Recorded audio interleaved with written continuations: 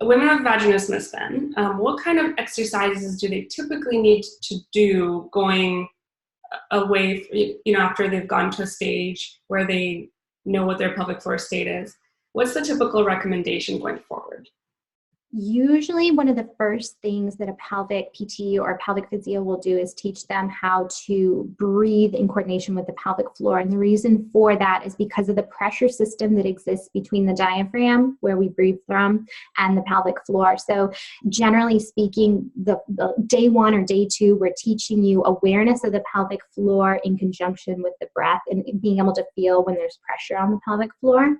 And when there's not, and advising to start to be monitoring clenching patterns. So that's usually day one.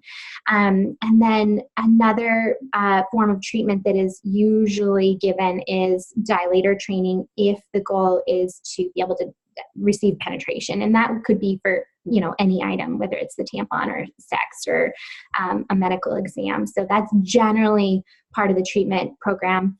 A lot of pelvic PTs or physios will educate patients in how to do some gentle massage techniques on themselves, different stretches that allow for relaxation and kind of a reset of the pelvic floor. A lot of them are just really basic yoga moves that put the pelvic floor in a position where you can just let it go, and then practicing that over and over. It's like learning to ride a bicycle. It's a new movement, and especially like you said, you've lived up here, you weren't even aware that there was down here. So practicing achieving that is a skill that has to be learned.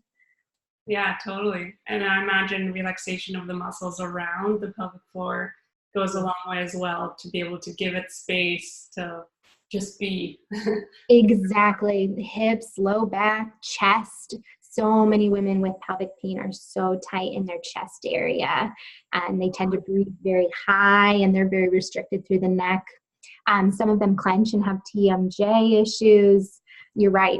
It's global. It tends to be global. All these parts get pulled into this pain meeting.